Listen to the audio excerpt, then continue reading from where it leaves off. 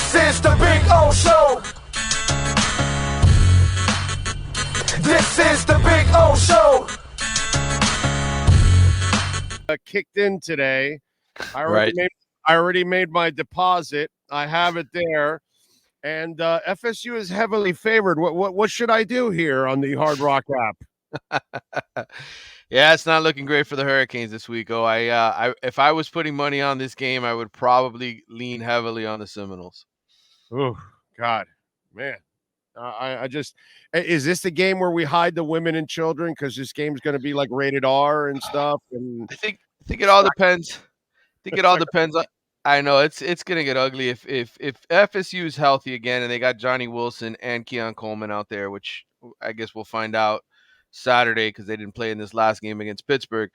If that's the case, then I would expect it probably not to be a very close game. But if FSU decides, hey, you know what, we don't really need those guys, we could still beat Miami without them, and we're gonna give them an extra week of rest, then maybe it's a little closer. But I think they're gonna play.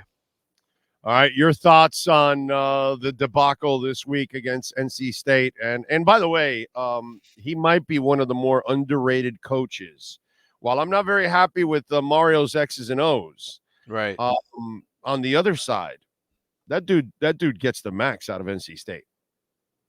Yeah, Dave Doran certainly does, and lining up his true freshman, the best player on his offense, Concepcion, for direct snaps and. Just getting the ball in his playmakers' hands to get what little offense they could really generate. Because let's face it, they don't have a very good offense. They win with defense, and it was a perfectly executed game plan from their perspective. Get just enough points to beat Miami and put them in tough spots. And Mario sort of played right into their hands, and the staff played right into their hands in terms of not really making any changes with their passing offense, and we saw the result. Tyler Van Dyke, I know he didn't make a commitment to starting him or not starting him and all that, but see, here's where I gotta, dude, I'm a Mario guy, you know? By the way, I was hanging out with a bunch of Columbus people yesterday. Yeah. Columbus people are ripping Mario. Yeah.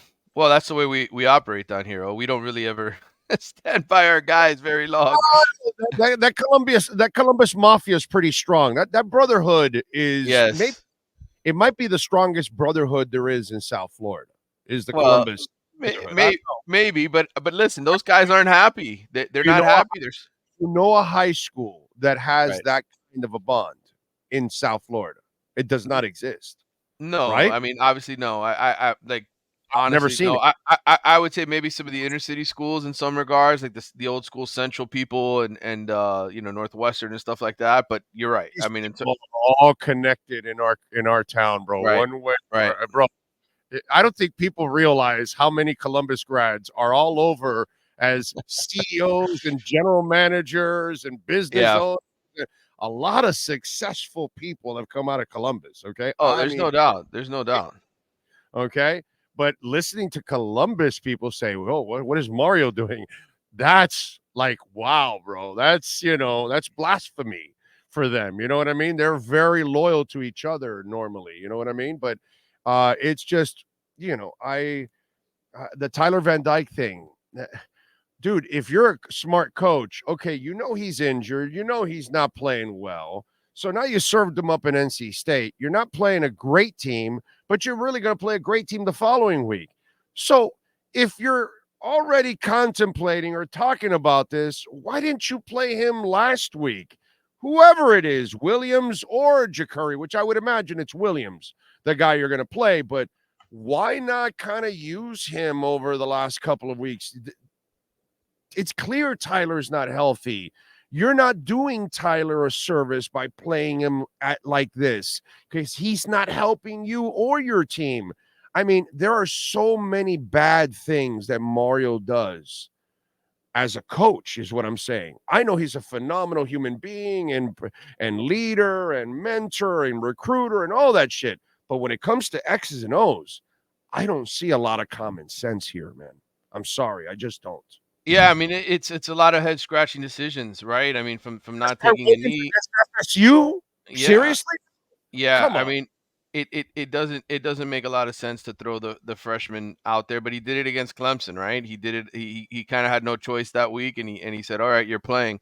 I think the problem last week was I don't know that they necessarily got Emory Williams ready to play that game. I think they just thought, okay, Tyler's playing, he's going to take the majority of the snaps in practice, and I don't think they're very good at pivoting. Oh, they kind of have their plan, right? And you don't see a whole lot of adjustments. I don't think they're Yeah. very good at pivoting. And He's the guy that stays with Jalen Hurts in the second half and loses the national championship game. yes, Instead of Saban saying, I have to do this now. I have well, to do this. and Shannon Dawson, the offensive coordinator, sort of agrees. I think he's a yes man to Mario in a lot of those in a lot of that regard. He said, I about this. I think this is Dave Wannstedt all over again. mhm, You bring in Norv Turner, right, and Norv will light it up with the Chargers. He'll light it up with Brad Johnson in Washington. But then when you bring him here, now keep handing it off. I told right, this story, bro. And I don't know if you know this story because you know enough people. But when they would cross the 40 in the Dave Wannstedt era, mhm, in their headsets, all of them would hear, guys, we've crossed the 40. Let's make sure we take care of the football. We're already in field goal range. So it's hard for your coach to be himself when your boss is already telling you, hey, be careful with the football, this, that. So my problem with Mario is we have a guy that's from a spread offense, right? What's that yeah, called? Not what air do they raid, call it? air raid, air raid, Air raid. Well, we're not air raiding all the way here. You know what I'm saying? So right, maybe that's because I again, you know what I compare him to? Mike Munchak. When mhm, you watch Munchak being coached by the Titans, and then the other guy takes over, Mike Vrabel, and it's completely different. Why? Because Munchak stayed with the running game, was conservative, all that kind of stuff. And I kind of see the same thing with Mario. So it doesn't matter who's under him. They're going to then cater to the boss because the right. boss does not want to be aggressive. This is what I heard from Oregon writers out there. They said, listen, Mario's a phenomenal recruiter, but he's going to get himself too involved in the offense, and he's going to want to get into a rock fight every single week instead of letting his offensive coordinators just do their thing. And I think that's a fair criticism. But I would also add that I think this coaching staff, Shannon Dawson in particular, hasn't necessarily veered away from whatever was working before in the passing game, which to me says, okay, well, when the defense makes adjustments, right, which is what teams are doing now. Oh, you watch these games, they're rushing 3 and dropping 8 the majority of the game. And he can't read. And he Right, can't read. and we know he can't read zone. Why have we not hammered home the point in practice to throw the underneath ball? Why have we not figured out to just And rush adjust? it. And Yes, rush. and do something different. And to me, I like people are sitting here pointing the finger at Tyler, and he's the guy with the ball in his hands. He's got to okay, fine. But I also think as the offensive coordinator, you got to do more. And I don't think that they necessarily have changed any of the routes that they were running earlier in the year. You still see guys running deep routes down the field, and you can sit there with a fine tooth comb and review every play and say, well, he should have checked down here and he should have checked down there and he could have done this. But I also think they're in his ear saying, no, you got to throw the ball down the field, and he just doesn't feel comfortable doing that. So to me, some way, shape, or form, there has to be a meeting of the minds and say, this is what we're doing. This is what we're going with now. You're not looking down the field well. You're not reading coverage. This is what we're adjusting to. And they haven't done that. And that's on the coaching staff. Coaching, yeah, coaching. It's to me that's the only element that's missing from Mario that I just do not see and do not Well, trust is that you're not a great X's and O's guy, bro. I You're will not. say this. I think when we sit back at the end of the season and whether they finish, I think there's a very good possibility now they could finish 6-6. Oh, because I mean, Boston College is playing Don't well. tell me that, bro. I very much think there's a chance this team could finish 6-6, depending on what happens here with this offense. If they don't figure it out on offense, I mean, they got Louisville a week from now after Florida State, and they got to play at Boston College their last game in the cold. A Boston College team that is now, I think, 6-3. So that team is getting better, and they've got a really good quarterback. So, but my point to you here is when we sit back and we say, well, what got better? The defense got better, right? And I think the scheme, the one hire that he made that has Line. actually worked out Right. And then obviously you had Mirabal, you upgraded the O-line. So two No, the baby O-line. steps. Yeah. Right. Yeah. You've taken two I don't want to call them baby steps. Maybe I should say two big steps forward in two areas. Oh, no, But big quarterback. steps. Big steps. But see, here's the problem with that. Mm-hmm. This is why it pisses me off that you lose to Georgia Tech and you lose to NC State and you're losing to North Carolina. Even though I know North Carolina has the better quarterback, I could still argue you have the better talent overall. So while the talent got better, the coaching did not from last year. Mm-hmm. And that's my problem there, because you can, you can possess a big unit, but if the blood's not rushing, it doesn't matter. You know what I'm saying? So you can have all the weapons in the world, bro. I was a Phillies fan.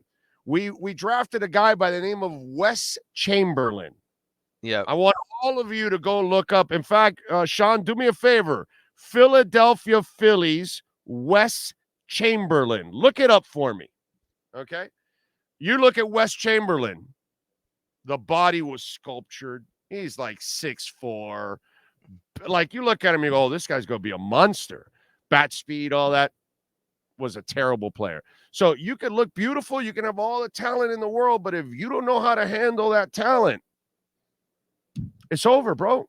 Well, that's the one question I have with Mario. Besides the fact, can he maximize the talent he's got? I would say the other thing is quarterback, right? Like, can he recruit, whether it's through the transfer portal nowadays or a freshman, bringing in an elite guy? He really didn't do that at Oregon. He didn't recruit an elite quarterback to come in. He got a guy through the transfer portal who helped them win 9 or 10 games, but being an elite team, winning championships. Herbert? Who got Herbert? Well, he didn't recruit Herbert. Herbert was recruited by the previous staff. So, wow. So quarterback, yes. Somebody will tell you the guy they have now is better than Mario. Right. Correct. I'm talking about the head coach. Yeah. Everybody will tell you that they got a better head coach now than Mario. Right. And Dan Lanning is a phenomenal recruiter as well as Mario is, and he, X's and O's, the whole thing. But I'll say this, like, to me, again, it goes back to a major thing that you and I have talked about for years. How invested is Miami in upgrading its football program? The only reason any of this is happening is because Mario's here, because the Columbus Mafia is helping pay some of the bills, because we know what a cheap ass school Miami has been over the years. And in college football today, you got to have a spending budget. You got to have an NIL budget, and all those things matter. Well, he's got more resources than any coach has ever had in the history of the University of Miami. Yes. So he has zero excuses, and that's why the Middle Tennessee and the Georgia Tech loss and this NC State loss and these kind of things are enormous black eyes. I have already talked about this the last couple of weeks. Mm-hmm. If I'm the administration, this is what I'm doing. I'm saying, okay, all right, this guy's phenomenal and everything. Doesn't look like he's a great game day coach, but the program's getting better. The talent's getting better. We've got, what is it, an 8-year deal with this guy, right? 8 or 9? What is 10 it? 10 years. 10. Okay. This is what I say. They're going to wait till like year 5. And by year 5, if he doesn't show that he's a difference maker, I could see them parting ways with him, saying, hey, the program's loaded. We've got all the talent right now. We've got all the facilities all modernized, everything. Now let's get the guy that is a difference maker as X's and O's. So basically what you did was, Renee Latchman, thanks. You took us to this point. Let's go get Jim Leland. Hey, Rothstein and Lockery, you took us to this point. Let's go get Pat Riley. Right. You understand what I'm saying? And I think that's kind of what Mario is now working his way to over the next couple of years, if he does not prove that he's the difference maker in these kind of games on a consistent basis, because you also can't keep him around too long, because then it'll just get stale and then you're going to run out of the recruits also. So I think, and you will have success because you've already won 6 games. If you get back to being physical at the lines and running the ball, which is what he wants to do, you're going to win your share of games overall. But if you're not that difference maker, I could see them after year 5 saying, Mario, thank you, whatever. And then they pay him off. And then they go out and get the X's and O's guy to be the guy. What do you think about that? Yeah, I mean, I think that's a possibility. I certainly think the University of Miami's never been the kind of school to just waste money, right? But I think in this point that the endeavor is to make the football program better. And if Mario can't get them there, then I think they probably will at some point pull the plug on it. They're not going to support somebody running the program where it's been, right, which is mediocre. They hired Especially him to win spending, games. Yeah. especially when they're spending finally. Yeah, they hired him to win games, and I think, look, again, all of this to me, when I look at this program from afar and look at it from the big picture, like this is all happening. All of this spending, all of going out, bringing in Mario, the NIL, all this stuff that's going on is because of Mario. Because you had a bunch of people who thought, okay, this is the guy to believe in. This is what's happening. But ultimately, if he fails, or doesn't get over the hump, then then that's what's going to happen. But I think Mario, the one thing he showed us last year. And the reason I tell people he's better than Al Golden, right? Because some people are like, "Oh, he's the next Al Golden." He hit the reset button after year one. Yeah. Okay, he did, and he fired his coaching staff. He brought in new guys. I think the next step in the evolution of Mario Cristobal is hiring the right offensive coordinator and letting that guy do his thing.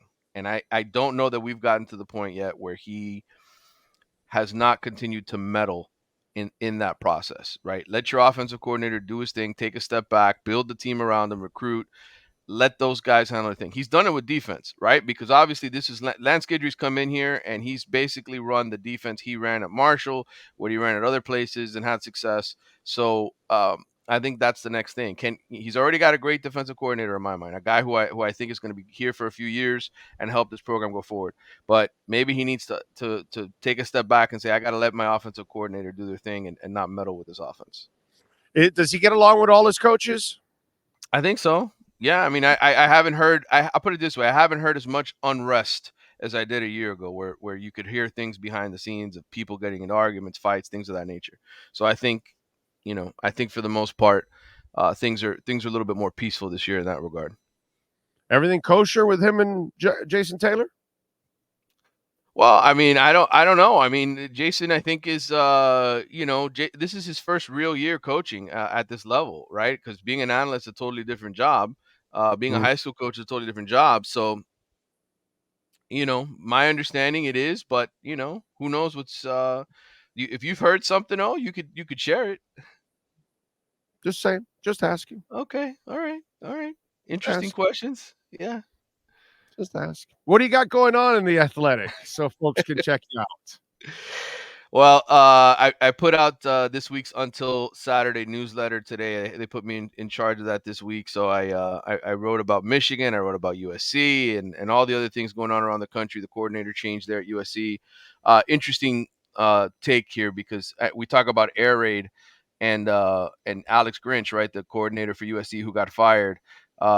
He talked in an article to Bruce Feldman earlier this year about how running the football helps your defense out a lot, right? When you have an air raid coach that runs the ball. Well, the great Lincoln Riley, who everybody thinks is an unbelievable coach, he's run the ball less and less and less every single year, getting away from it. And coincidentally, the defenses have gotten worse. So I wrote about that. Miami, I had the article on Tyler potentially getting benched for this week. I'll have a podcast I'm recording in a few minutes here with Carlos Ledo. And then tomorrow, Ira Schofel, our friend, he and I are going to do another podcast. Ira, of course, covers FSU for War Chant, and we're going to get together and have a conversation. So lot to listen to, lot to read on the Athletic website. Make sure you subscribe. You got it. Send you a little note there at the text. Follow him on Twitter. I will check it out. Manny_Navarro. Catch his work there at The Athletic. Manny, as always, appreciate you. We'll catch up later on in the week after FSU. All right, brother. Take care, man. I'll see you. There you go. Remember, Caneswear, 2655 South University Drive in Davie. And you can see practically anything and everything with the Canes logo on it. So go check it out, man. Caneswear.com is the website. Remember, if you order over $99, you will get free shipping. And if you use our code BIGO10, you will get 10% off. Caneswear.com.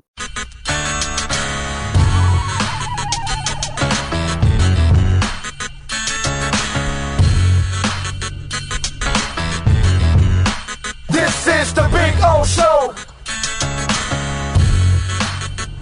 This is the Big O Show.